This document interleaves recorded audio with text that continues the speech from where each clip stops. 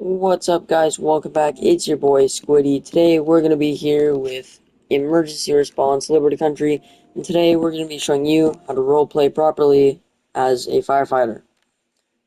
So first things first, I'm on PlayStation, not PC, mobile, or any other device. I'm on a PlayStation, so keep that in mind. So first things first, I'm going to load in. Always skip the loading because there's no need for a loading screen.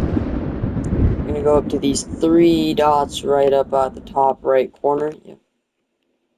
Those dots, we're going to go... Oh, I guess this is a new server? Oh yeah, everyone just joined. Okay. Perfect. Alright, so we're going to click that once it loads. I hope it loads. What is going on?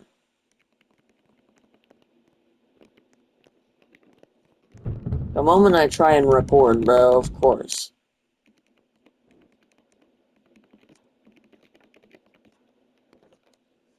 Alright, let's try again.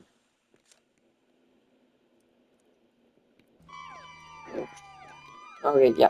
So there's already fire trucks and stuff. Alright. So again, the three dots, firefighter, you choose either the first station, which is in River City, or station 2, which is in Springfield. I'm going to choose Springfield. Choose something like this, up to 6 letters. Boom. So now you've spawned in... I am so laggy, I know that. I'm sorry. In private servers, you will go over to a wall, along with, in the River City station, it's in a door. But here, you choose a, whatever you're allowed to wear. Right now, I'm just wearing the turnout gear, but paramedic, EMT, hazmat, whatever. Also, you'd want to go here, and if you have a face and mask like I do, remove those hats, and it'll go to a normal avatar. Then you're gonna go over, you're gonna spawn a vehicle. This is the basic. I've modded it. I've modded all of these to what I think is cool. Some of these are like game passes, like this is the special operations and hazmat. But things like this and the heavy tanker, so the foam truck I like to call it, you get by leveling up. So I'm not rank 7, so I can't use that just yet. But you would go to, let's just say, the fire engine. We would go to customize in a private server. You go to vehicle accessories. They're in textures. There would be more things. If it says WL or whitelisted, don't choose that, or else they would kick you off the team, or kick you, ban you, so far and so forth. Maybe even just give you a warning. Other than that, we're going to go ahead and spawn. So on PlayStation, square turns your light on, and the O button switches your sirens. The triangle button is for the backlight bar right here. You can see that changing. You either face it to the left, spread, the right, or just put it on the emergency one. Also, that thing that's spinning right there is just a decal. So it's just on the front of my fire truck right there. To turn the lights on, you actually have to press up on the D-pad to get this little circle thing. And you can turn these side floodlights on. Same with every other game. R2 is to drive, L2 is to go backwards / brake. Now, let's go ahead and respond to that fire that's up on right here, this reported dumpster fire near the dot building. So first things first, we're going to go on our MDT. We're going to go... I always just switch from the bottom to the front to refresh everything. Right here, reported dumpster fire. Someone's already on it. So we're going to go down here to the vehicle accident at downtown Springfield. So let's go and respond to that. Oh, that's perfect. It's right here.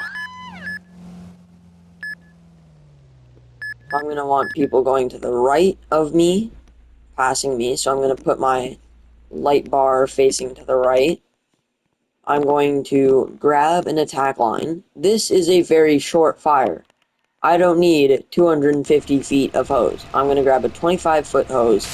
I'm going to start spraying. Now, you don't want to spray all the way up here or all the way down here. You want to get kind of in the middle of the fire. But yet, these hoses, they're for role play. But yet, one that's really...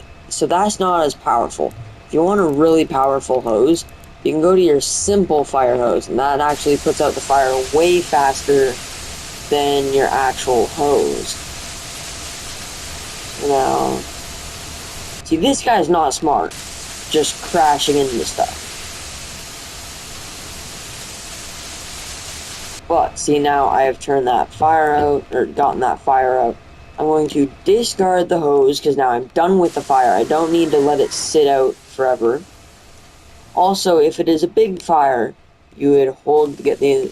So, the closest fire hydrant is far away. So I would grab a 250-foot hose. But within 250 feet, there is no fire hydrant. Oh, there is. It was just hidden.